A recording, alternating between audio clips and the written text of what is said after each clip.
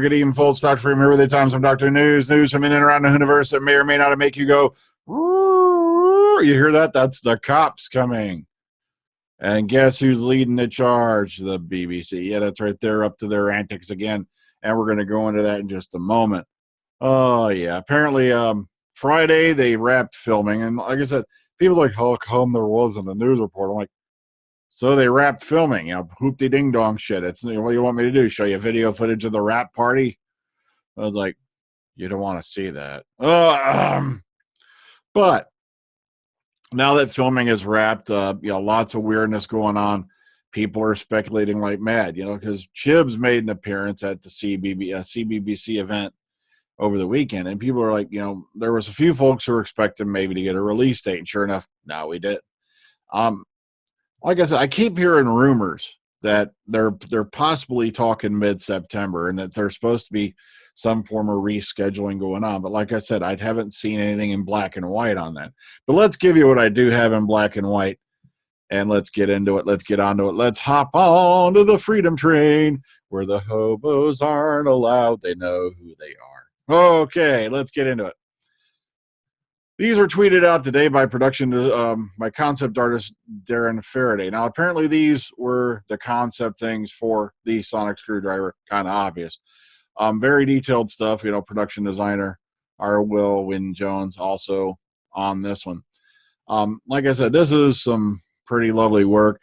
I love the lighting. I love the design of it. Like I said, everybody is like it's kind of like a divisive thing. Everybody's used to the traditional sonic screwdriver. It's like they're going in radical different directions now, folks. This is a completely alien design. It's something we've never seen before. And I think that's what they're primarily aiming at in the new series, is they want to catch you off guard, with new aliens, new monsters, and all new writers. Wham bam, heck, they got Wayne Yip directing episodes. This guy directs episodes of Preacher and everything else. So they're really, really mixing it up. Okay, let's get into the big stuff. All right, here we go. BBC wants Microsoft to expose Doctor Who leaker.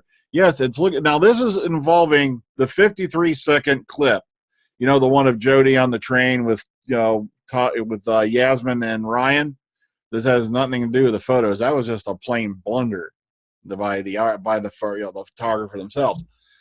This has to do with that 53-second video clip. The little bit where it's just after where Jodie does the thing with what's the thing? That you remember that clip. Well, new court documents suggest the BBC has yet to find the source of the leaked Doctor Who footage that previously appeared online. Now, the British company is hoping that Microsoft can help. At a federal court in Washington, the BBC requested a DMCA subpoena targeted at a OneDrive user who shared the infringing material online late June. Now, Doctor Who fans all around the world are looking forward to the upcoming season, which will be the first to have a female lead. Now, while the debut is still a few months away, leaked footage of the first episode recently started to appear. Now, all we've seen is that 53-second clip, and of course the pictures of the Sonic. If there was another clip, I don't know. I never saw it.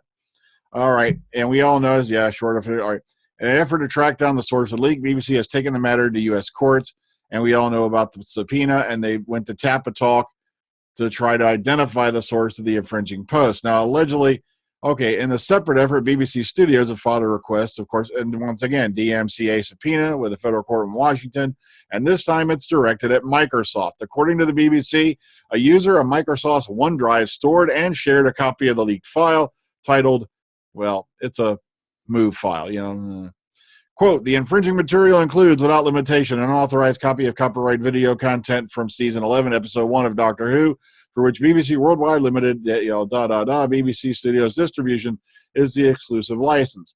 Now, according to the BBC, the footage in question was stolen from the studio. Let that sink in. Stolen from the studio. So in this case, this was not somebody blundering and putting this on an open server. Somebody willfully took this. Oh, man, I can see it now. Chibs is setting up a guillotine and out there, you think he'll do it at TV Center for proper, pomp and circumstance. Even though they don't film there or anything anymore, they'll set it up right there in the big round courtyard, just in front of the big statue, just to get old time's sake. Or maybe they're building some gallows. It's just, they must be going apeshit. So apparently, yes, it was stolen from the studio. Big difference, folks, between photographer put stuff online and this is definitely stolen. Like I said, I'm not going to go into that whole argument again. So yes, it is, the BBC has come out and finally admitted, yeah, that 53-second clip stolen right out from under their noses. Oh yes, I guarantee you that heads are being lopped off, polygraphs are being hooked up, and the electric chair is being rolled out into the courtyard at Rothlock.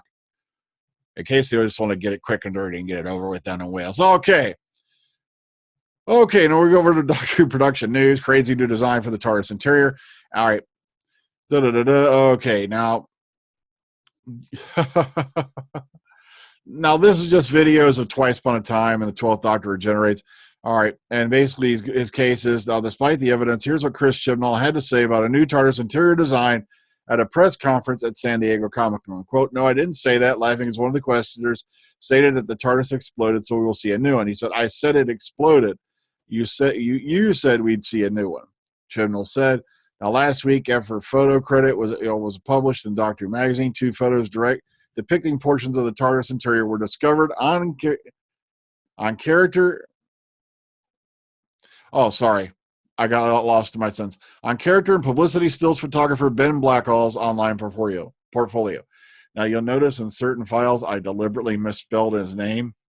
I made it that much harder for him to use a search engine to find it. So if you've seen that name misspelled on a certain page, Dr. Freedoms, that's why. Okay, those photos, along with some other character portraits and publicity stills, can be found on the Facebook page for Dr. Freedom. Oh, I didn't know he did that. I missed that part. Oh, thank you, man. Okay. So just today, Dr. Concept artist Darren Faraday tweeted this. All right, get ready. Just over a year ago, Arwell Jones, and as you've heard, we just saw her name, production designer, invited me to secret talks to start thinking about a certain TARDIS. His vision was crazy. And it hasn't stopped. It's been the best job I've been on. I'm totally leveled up on it. Can't thank you enough, sir, for the adventure until the next one. And Arwell, of course, responded, "You're most welcome, and thanks for all things and things we can't talk about as yet." So production designer Arwell Wynne Jones had a crazy vision for the new TARDIS interior, I assume, which he designed with input from Jodie Whittaker. Now, one thing that not one person has pointed out in that photo of the TARDIS yet, the TARDIS set, and I'm not kidding, where it's the one where they're looking in past the chairs into the front doors. Look at the ground. Notice something yet? This isn't a raised set. So chances are they've gone back to basic control room with no lower floor. Because if you look at that set is sitting firmly on the studio floor. There's no lower floor to it. So I'm just shocked nobody's picked that up yet. Okay, so a little bit of stuff about that. And thank you for the credit there, Doctor Who Production News Blogspot. All right, series filming completed, wrap. Now, I threw this up because they got a nice high-res photo of the sign, if you've not seen it and all that. But here's the one key thing you want to look at. And we were talking about this earlier this week. Panavision. That means they're probably shooting in cameras that go upwards to 4K.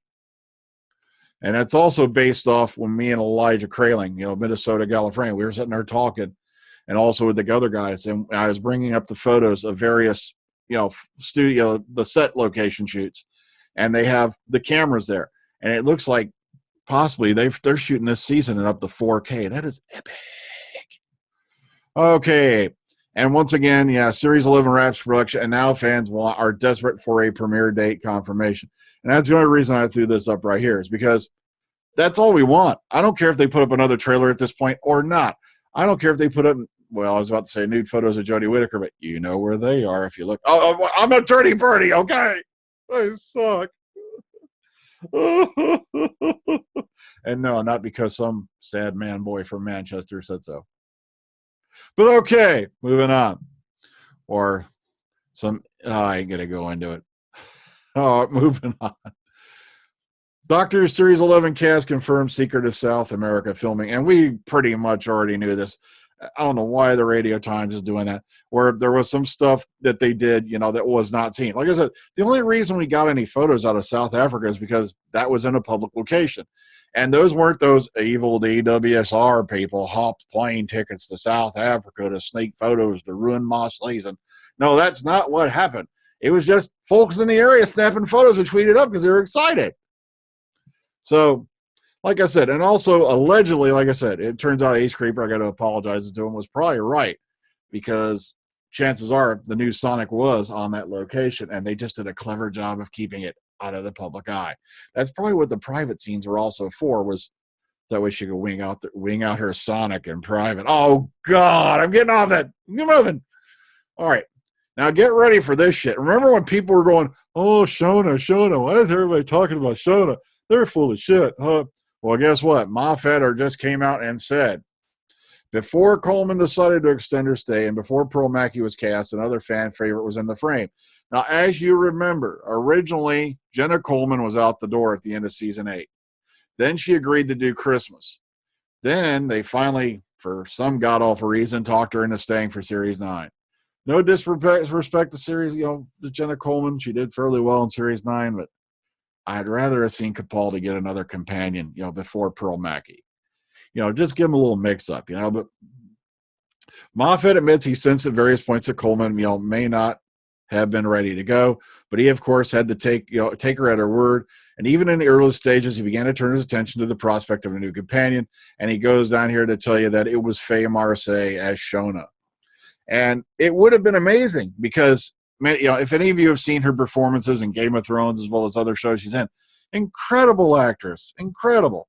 And I would love to have seen that character get some development other than doing a funky dance to a bunch of face-hugging alien dudes who are, I don't know, sleeping. But, hey, that's it. What could have been. So you could have had Faye Marseille as Shona in Doctor Who, but Jenna decided to stay. And I know there's a lot of people out there who love Jenna, as Clara.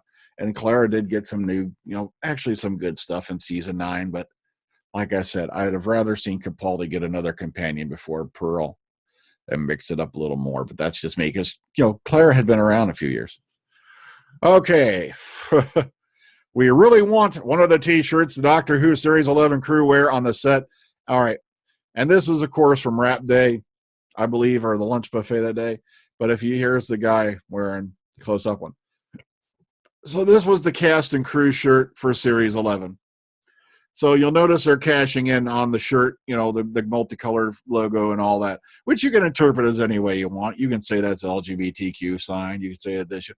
I'd like to say, nice use of color. Okay, that's just me. With the new, of course, logo on it. So, matter of fact, if you flip it over to the back, they have a head of a hacker on the end of a stick with Chibnall holding it going, no, I just made that up. All right, moving on. And, of course, this is Doctor Production News Blogspot's take on the wrap and a few other things. And also, he includes tweets, video, and all this stuff here. So you may want to go check this out. That's why this is a nice little wrap up he's done.